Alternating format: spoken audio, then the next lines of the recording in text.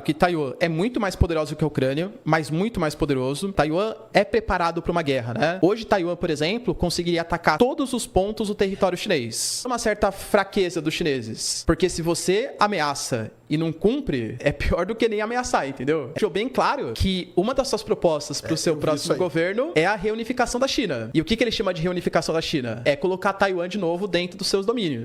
Um eventual conflito entre China e Taiwan, se a gente já está sentindo muitos problemas geopolíticos na Rússia e Ucrânia, pô, China e Taiwan seria, assim, muitas vezes pior. Aí, de fato...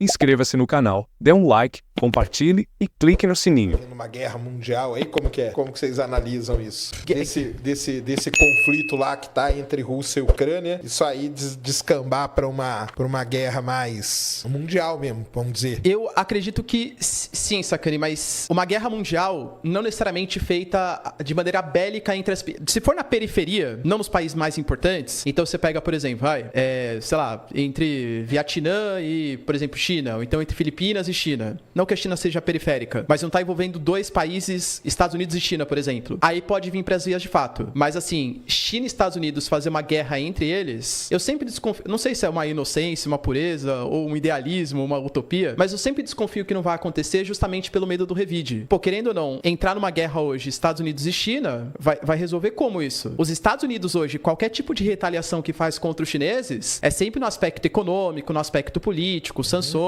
Os americanos, por exemplo, o Biden, né? Ele proibiu hoje que empresários invistam no setor de comunicação da China, alegando uma segurança nacional. Aí a China vai lá e responde como? Aplicando sanções ou protecionismo aos produtos americanos. Eu acho muito difícil essa resposta vir pela via bélica, justamente porque se vier pela via bélica, acabou, né?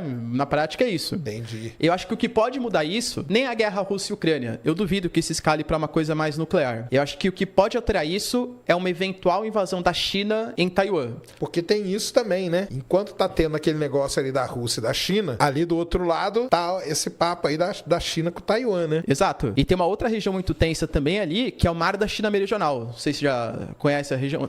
O Mar da China Meridional, ali, isso aqui é uma região, ela é muito estratégica. Ali você tem 1/3 de todo o comércio passa por ali. A quantidade de navio que passa ali é gigantesca. Navio pesqueiro, por exemplo, 1/5 da pesca mundial tá ali. É ali, né? Reserva de combustível fóssil, a gente nem sabe estimar quanto tem, mas são reservas gigantescas de gás, de petróleo. PetroChina.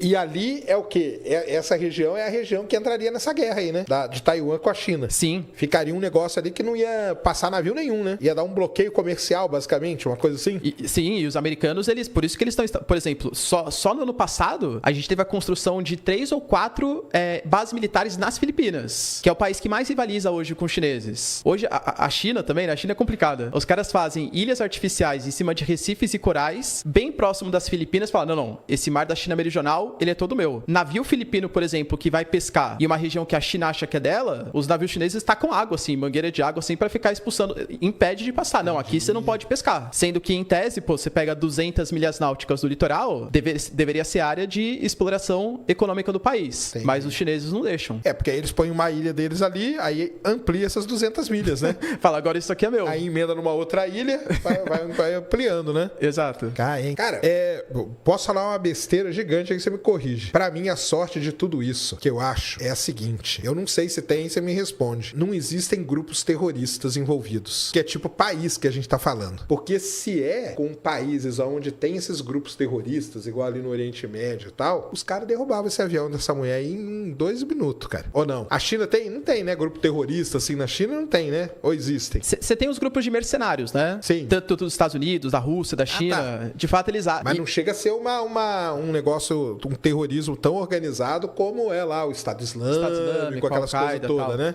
Isso sim, né? Mas... Porque eu acho que se tivesse isso envolvido ainda, aí os caras não iam conseguir segurar. Porque, por enquanto, a minha visão, né? Posso estar, assim, 1000% errado. A minha visão é que nós estamos, por enquanto, pelo menos, lidando países, né? Tipo China, Estados Unidos, Ucrânia, Rússia e tal. É uma coisa do país. Tanto que lá teve aquele problema lá na Rússia do grupo lá, grupo Wagner, né? Que era um comecinho de alguma coisa. Aquilo ali eu fiquei preocupado, porque ali eram uns caras meio maluco igual os terroristas, entendeu? O que eu falo é o seguinte, se esses países tivessem grupos terroristas organizados, igual Al-Qaeda, todos esses aí, Estado Islâmico e tudo mais, eu acho que o negócio ia ser muito mais complicado. Você não acha, não? Porque querendo ou não, eles sabem que qualquer tipo de ação vai ter um reflexo contra eles e contra o país deles, né? Esses grupos mais oficiais, os exércitos e tal. E outra coisa, eles gostam de fazer isso e ainda assumir, né? Falar, não, foi a gente que fez. Aí o outro, não, foi a gente, não foram eles, não. Foi a gente que fez esse atentado aqui. Eles gostam disso ainda. É uma propaganda positiva pra eles, né? Vamos dizer assim, né? Eu acho, cara, que por enquanto, pelo menos a minha visão é essa, que não tem. Porque se tivesse isso envolvido, eu acho que esse negócio já tinha descambado, cara. Não ia ninguém ia segurar esses caras. Então, mas,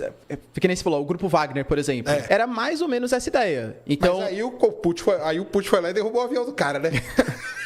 Mas por quê? Porque ele foi contra os militares do Putin. Sim. Mas se ele tivesse continuado de acordo com os militares do Putin, possivelmente continuaria atuando.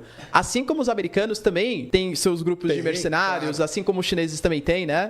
Então... Mas eu acho que são grupos de mercenários, mas eles ainda são muito ligados ao governo ali, ao governo mesmo, entendeu? Eles não são um grupo tão independentes assim e tal. Ou isso aí, né? Que eles não batem de frente, porque os grupos terroristas normalmente batem de frente com quem tá no poder. Né? O Wagner aí, quando foi bater, o Putin foi lá e derrubou o avião do cara, né? E aí, vai fazer o quê, né? Inclusive, o Putin falou hoje, ele falou que foi encontrado restígio de granada dentro do avião. Porque o Putin oficialmente fala que não sabe quem fez esse atentado, né? Essa derrubada, essa queda do avião aí, né? Uhum. E ele jura que não foi ele, que não foi a Rússia, que inclusive encontraram granada, então foi algum tipo de atentado. Ele coloca a culpa nos ucranianos. Os ucranianos foram responsáveis. Era um atentado ali, entendi. Mas o que você acha disso? Que se tivessem grupos mais assim, fortes, organizados, o negócio já tinha descambado, né? Ou não? Acho que já, mas depende da resposta que o Estado fosse dar. Vamos imaginar, por exemplo, tem um grupo terrorista, por exemplo, na Rússia, que usa, sei lá, faz um ataque nos Estados Unidos. Eu acho que inicialmente os Estados Unidos não atacaria a Rússia, mas ele exigiria algum tipo de ação da Rússia para conter aquele grupo terrorista, né? Aí depende muito de como que a resposta da Rússia ia se dar. Que é a mesma coisa se fosse o grupo Wagner. Imagina que o grupo Wagner, por exemplo, faz algum tipo de ação nos Estados Unidos. Nem acho que ia acontecer, mas eventualmente se fizesse, né? Assim, se um grupo desse faz alguma ação muito incisiva na própria Ucrânia, por exemplo. Sei lá, joga umas bombas lá no palácio do Zelensky lá, entendeu? Faz um negócio assim que é um negócio que daria uma balada, né? Mas, por exemplo, a gente já teve ataques do grupo Wagner a tropas americanas na Síria. Sim, verdade. E aí isso não foi a Rússia, ela não foi colocado a Rússia como culpada. Entendi. Querendo ou não, atacaram tropas americanas na Síria. Se fosse a Rússia que tivesse feito esse ataque, a coisa poderia ter ido para um caminho pior. Entendi. Mas foi só o grupo Wagner. Claro que é financiado, engendrado, tudo pelo Putin, né? Mas tá vendo como dá uma certa amenizada? Aí a Rússia falou, não, a gente vai combater, vai falar que não pode agir dessa maneira. Tudo hipocrisia, né, na geopolítica. Claro.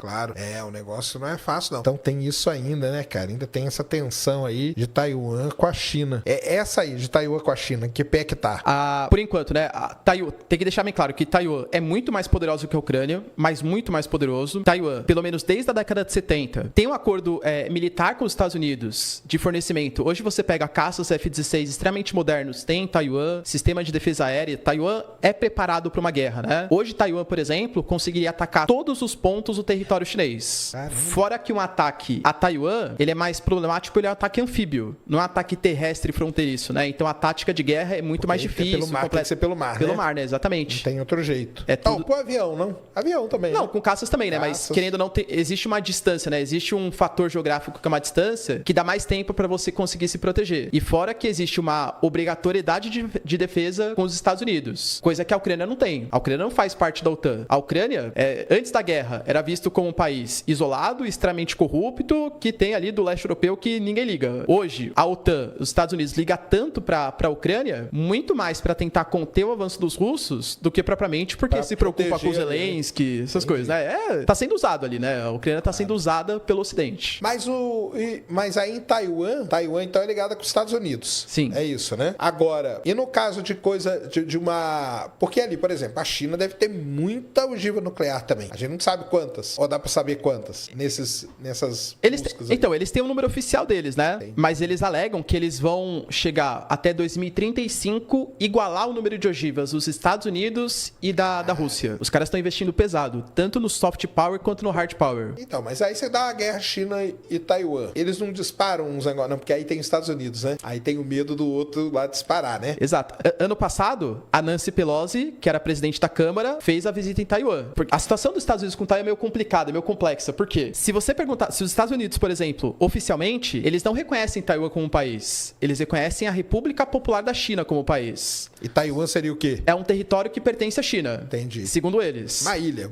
É uma ilha. É uma ilha que pertence à China. Só que na prática, eles mantêm relações econômicas, militares, independente da República Popular da China. Caramba. A gente chama isso de ambiguidade estratégica, que os americanos sempre fizeram, né? Mas, por exemplo, a Nancy Pelosi, e lá, o chefe da Câmara, é uma figura muito mais importante que o nosso chefe da Câmara aqui. A Nancy Pelosi, ou Kevin McCarthy, que acabou sendo deposto ontem, inclusive, ele é uma figura política muito mais importante, até geopolítica, faz visitas, enfim e tal, né? Ela fazer uma visita a Taiwan, é ela reconhecer que Taiwan é um país, que tá fazendo uma visita diplomática sem autorização da República Popular da China. Ela não foi pra China pra depois ir pra Taiwan, né? Ela foi só lá, né? Só pra Taiwan. Entendi. E aí, foi feito um monte de ameaça. Falou assim, não, se ela pisar aqui, pode ser que o avião dela vá cair. Não, a China não falou nada, mas mídias chinesas falaram. E a gente sabe que a mídia chinesa é fortemente influenciada sabe, como se estivesse mandando um recadinho assim. Ó, pode ser que aconteça alguma coisa, tal. E querendo ou não, qual foi a consequência? Ela foi lá, pousou, passou um dia e saiu de lá. A China cercou Taiwan e fez uma série de exercícios militares. Foi forte? Foi. Foi dos maiores da história. Mas querendo ou não, era uma coisa que já era esperado que ia acontecer. Então demonstrou uma certa... exercício teve, então. Teve, eu li do exercício, mas depois eu não fiquei sabendo. Então eles fizeram o exercício. Fizeram. Eles cercaram, assim, fizeram, exercícios tanto aéreos quanto marítimos, tal, cercaram Taiwan. Mas não chegaram a fazer uma coisa mais forte, nem contra a Nancy Pelosi, nem contra Taiwan de fato. Então demonstrou uma certa fraqueza dos chineses. Porque se você ameaça e não cumpre, é pior do que nem ameaçar, entendeu? Ah, sim, certeza. Porque mancha muito a sua imagem, né? Claro, lógico. Mas ali em Taiwan, o momento, como que tá? Por enquanto, como que ela chama lá? A presidente lá do Congresso americano? Aqui não é mais a Nancy Pelosi, né? Mas era a Nancy Pelosi. Aí, hoje não, porque saiu ontem, né? Saiu o Kevin ontem, McCarthy. isso. O Kevin McCarthy, ele foi deposto ontem. Aí tá no período de transição agora. Mas, no momento, né? A gente tem os Estados Unidos continua repassando bastante armas. Taiwan acabou de desenvolver o seu próprio submarino, inclusive, porque, que nem eu falei, os caras são bem tecnológicos, né? Eles estão desenvolvendo os seus próprios armamentos agora. E o Brasil tá aí há 50 anos querendo desenvolver um submarino e não consegue, cara. Não vai, né? É foda, né? Vai lá, continua aí. E, inclusive, a própria AIA fica pegando o nosso pé, né? A Agência Internacional de Energia Atômica fica querendo saber vistorias. A Austrália tá recebendo um monte de submarino nuclear dos americanos pra conter o avanço ali da China no mar da China Meridional. Vê se a agência da ONU fala alguma coisa. Não fala nada. Agora, no Brasil, fica enchendo a nossa paciência, né? Fica fiscalizando. Mas Então, a China, ano passado, você teve a reeleição do Xi Jinping, né? O Xi Jinping, ele foi reeleito pra mais 5 anos de mandato. 100% de votos. Com todos os votos possíveis, né? E ele deixou bem claro que uma das suas propostas pro seu próximo governo é a reunificação da China. E o que ele chama de reunificação da China? É colocar Taiwan de novo dentro dos seus domínios. E aí é guerra. Isso quer dizer guerra, no fundo. Exato. Que é o único jeito de reunificar é ir lá militarmente e conquistar. É isso? Eles já tentaram fazer um acordo mais ou menos parecido com o que foi feito com Hong Kong. Em Hong Kong, que também era independente, em 97 a China fez um acordo. Ó, vocês vão ser reincorporados aqui a gente, mas a gente promete manter uma democracia em Hong Kong. Tanto que a gente fala, tem aquela frase famosa da China, né? China, um país, 2 sistemas. Muita gente acha que é porque a China é um capitalismo meio socialista. Não é por causa disso, não. É porque a China tem um modelo mais ditatorial de governo, que é o da República Popular da China, e tem o que acontece em Hong Kong, que seria supostamente uma democracia. Hoje não é mais. Depois das manifestações que rolaram, principalmente no início da pandemia, a China foi lá, bateu em todo mundo, tal, mudou a lei de segurança nacional, e hoje Hong Kong é praticamente uma extensão do território chinês. Acabou o papo de democracia em Hong Kong, né? Mas eles tentaram fazer isso com Taiwan também. Uma reincorporação meio provisória, meio manter a democracia local. Taiwan não aceita isso, porque sabe que eventualmente pode virar também novo Hong Kong, novo Macau, coisa que a China fez com outros territórios. Tem ali que ela não quer, que ela já sabe que pode virar, né? Exato. Só que Taiwan também tem o escudo do silício, que eles chamam, né? Mexer com Taiwan também, além de tudo, além de toda a proteção militar, ferra com a economia internacional. A gente tá falando do maior produtor de chips, semicondutores e outros produtos tecnológicos. A gente tá falando de uma região que tem os portos mais importantes do mundo. Por isso que eu falo, um eventual conflito entre China e Taiwan, se a gente já tá sentindo muitos problemas geopolíticos na Rússia e Ucrânia, pô, China e Taiwan seria, assim, muitas vezes pior. Aí, de fato, eu acho que entraria, se a China de fato atacasse Taiwan e os Estados Unidos dessem uma resposta, aí a gente tá falando de uma guerra mundial. mundial. Ah, é? Aí sim. Aí é tenso mesmo. E é exatamente por isso que eu acho que a China não vai fazer isso agora. O Xi Jinping ele ameaça muito, mas por quê? A China, querendo ou não, ela se relaciona bem economicamente com as outras regiões. E a China tá com a nova Rota da Seda, investindo em portos, aeroportos, estabelecendo a relação de dependência, por exemplo, com a Europa. A Europa mesmo, ela reclamou esses dias que a China faz uma concorrência desleal com os seus carros. Porque você pega hoje, né, tá essa transição de carro de motor a combustão para carro de motor elétrico. Né? Uhum. Você pega o carro da BMW, da Audi, Mercedes e tal, eles são muito mais caros do que os carros chineses. Pô, o carro chinês, ele chega a ser 40% mais barato que o das montadoras europeias. Jack Motors. A BYD, GWM e tal. E tá quebrando as montadoras locais. E esse assim, não, a gente não vai aceitar então as montadoras chinesas com essa concorrência desleal no nosso mercado. Entendi. A gente vai fazer um protecionismo. Então a China hoje, por isso que eu acho que ela não vai invadir Taiwan, porque ela tá num momento muito de expansão econômica. Ela não pode, se ela invadir Taiwan, ela compra briga com o mundo inteiro. Entende? Ela não pode fazer isso agora. Então acho que primeiro ela vai se aumentar os seus tentáculos, tá no momento de crescimento dos BRICS, chamar novos países. Primeiro ela vai aumentar seus investimentos na Ásia, na África, na Europa, para eventualmente depois, quando já tiver com a maior potência econômica, instalado em todos os países, com a rede de comunicação chinesa espalhada no mundo inteiro, aí sim, pô, vocês dependem muito de mim. Eu vou invadir Taiwan, quero ver o que vocês vão fazer comigo. Entende? Então acho que agora não é o momento da China fazer essa incursão em Taiwan. Mas foi uma promessa do cara lá, né? Foi, mas também, né? Mas esses caras, o que eles prometem, eles fazem, cara. Ou não? Pelo menos no setor espacial, tudo que eles sabem que vão fazer, eles fazem. Fazem mesmo, é? É. Tudo, cara. Não tem jeito, porque lá não troca de governo, não troca nada, né? É tudo política de longo prazo, né? É que também ele fala, né? Não, nós vamos reunificar, mas quando, né? Se ele ficar 20 anos no governo, pode ser no último ano dele lá, né? Exato. Vai saber, né? Exato. Então essa aí é o que preocupa mais o pessoal hoje. Esse ponto de tensão aí. China e Taiwan e mar da China Meridional. Com certeza, assim, economicamente, geopoliticamente, é o ponto de maior tensão. Sim. O próprio Estados Unidos, eles, todo início de governo, eles divulgam uma carta de intenções geopolíticas. O Biden até atrasou a sua carta, ele colocou só depois de 1 ano e meio de mandato, geralmente é bem no comecinho. E eles deixaram bem claro ali, ó, o nosso inimigo de curto prazo é a Rússia, por conta da guerra Rússia e Ucrânia, mas o nosso inimigo de longo prazo são os chineses. A Rússia não preocupa tanto os Estados Unidos, porque economicamente eles não são tão fortes quanto os chineses, entende? Mas aí belicamente eles são, né? E essa é a preocupação. Foda. A preocupação é essa união China e Rússia. Aí sim é uma preocupação. Só que aí também entra numa análise mais complexa aí. Por quê? China e Rússia são aliados? Hoje sim. Tem os Estados Unidos, inimigo em comum e tal. Mas falar que China e Rússia são dois grandes aliados históricos, não sou não. Pode descambar aí pra essa terceira guerra aí? Uma guerra direta entre as grandes potências eu acho muito difícil. Mas nessa guerra híbrida de sanções, bloqueios econômicos, isso com certeza. Acho que sim.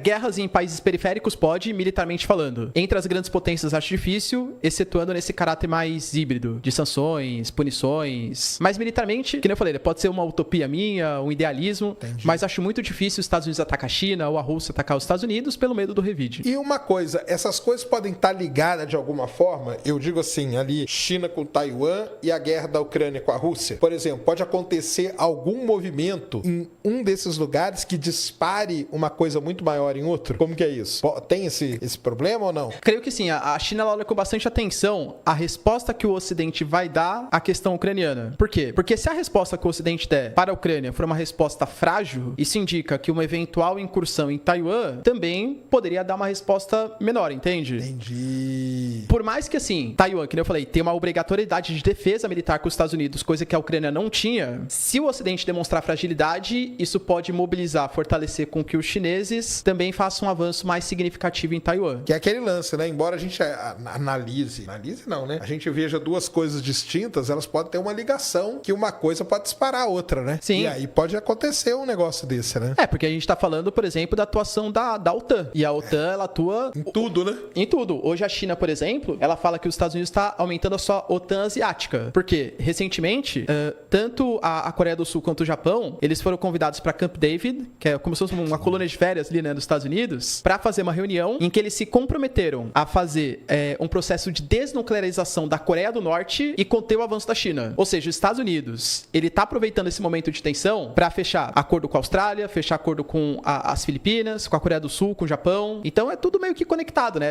Os Estados Unidos aproveitam esse momento de tensão mundial para expandir, assim como a China também faz o mesmo. Claro. E aí vamos supor que descampe para uma guerra, sei lá, mundial, só uma especulação. Teve a Primeira Guerra, teve ali, né, a divisão, na Segunda Guerra também, os aliados e tal. Se fosse ter uma guerra agora, como que ia ser essa divisão? Ia ser OTAN de um lado, BRICS do outro, não pode, né? BRICS nunca vai ser uma unidade militar. Ainda mais agora, né? Entendi. Com essa expansão, até antes de responder isso, Sacani, isso é uma coisa também importante, falar assim, meu Deus, o Brasil está se aliando militarmente com países e tal. Uma coisa é a OTAN, outra coisa são os BRICS. Por exemplo, falar que vai ter uma unidade militar entre China e Índia, jamais. Entre Etiópia e Egito agora, 2 países que entraram. Etiópia e Egito têm conflitos gigantescos pela disputa do Rio Nilo, por exemplo. Jamais que eles vão fazer algum tipo de acordo militar. Entre, por exemplo, Emirados Árabes e Arábia Saudita, entende? O Irã possivelmente vai entrar nos BRICS no futuro próximo. Vai fazer uma parceria militar com a Arábia Saudita. Então, assim, hoje os BRICS, eles estão virando uma voz do sul global, mas uma voz muito mais econômica do que propriamente militar.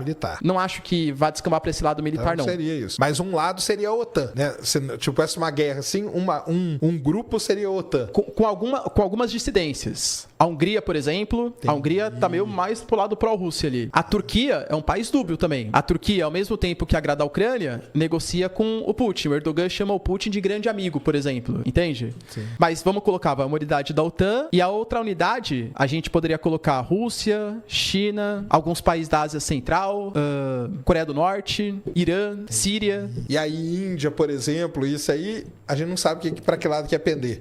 Será que poderia ter um terceiro? Ser uma guerra com 3 com grupos? 3 eixos? Então, mas aí qual seria o interesse, por exemplo, da Índia em participar desse... Ou do Brasil, né? Participar desse conflito? Do Brasil, acho que a gente tá fudido de qualquer jeito.